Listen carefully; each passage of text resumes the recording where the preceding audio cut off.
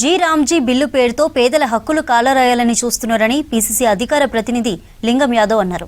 నూతన సర్పంచ్ పాలక వర్గం జీ రామ్జీకి వ్యతిరేకంగా తీర్మానం చేయాలన్నారు. పేదలకు అన్యాయం చేస్తున్న కేంద్ర ప్రభుత్వ వ్యతిరేక విధానాలపై నూతన సర్పంచ్లు పోరాటం చేయాలన్నారు లింగం యాదవ్.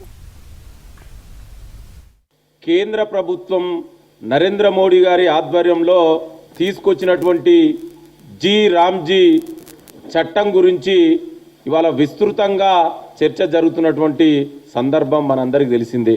ఆనాడు మహాత్మా గాంధీ జాతీయ ఉపాధి హామీ పథకాన్ని పేదలకు, గ్రామీణ ప్రాంతంలో ఉన్నటువంటి పేదలకు 60 రోజులు పని కల్పించాలి కుటుంబాలకి అనే ఉద్దేశంతో ఉపాధి హామీ పథకాన్ని రూపొందిస్తే మరి ఇవాళ బీజేపీ, ఆర్ఎస్ఎస్, నరేంద్ర మోడీ ఆధ్వర్యంలో ఇవాళ మన్రేగా పేరుని జీ రామ్జీగా మార్చడం అంటేనే ఆనాడు గాంధీని ఆర్ఎస్ఎస్ సంబంధించినటువంటి గాడ్సే ఆనాడు ఫిజికల్గా చంపితే మరి ఇవాళ బీజేపీ, ఆర్ఎస్ఎస్ మరొకసారి గాంధీ ఆత్మని బీజేపీ, ఆర్ఎస్ఎస్ వాళ్ళు చంపుతున్న సందర్భం మనకు చాలా స్పష్టంగా కనబడుతుంది.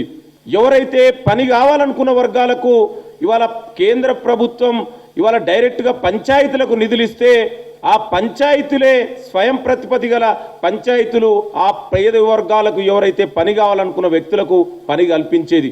అంటే పని అనేది ఆ రోజుల్లో హక్కుగా ఉంటే ఇవాళ బీజేపీ జీరామ్ బిల్లులో అది ఒక కేంద్ర ప్రభుత్వం దయాదాక్షాణ్యాల మీదనే ఇవాళ ఈ జీరామ్జీ బిల్లు వచ్చింది.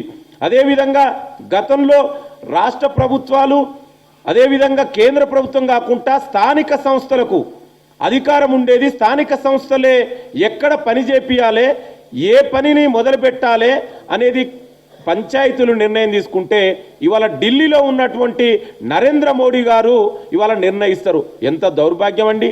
ఇవాళ కేంద్ర ప్రభుత్వానికి ఏం తెలుసు, ఏ విలేజ్లో ఏ పని అవసరం ఉంది, ఏ పని ఎప్పుడు చేయాలనేది ఇవాళ అక్కడ ఉన్నటువంటి స్థానిక సంస్థ తెలుస్తుంది తప్ప ఇవాళ కేంద్రంలో ఢిల్లీలో ఉన్నటువంటి వ్యక్తులకు ఏ విధంగా తెలుస్తుంది?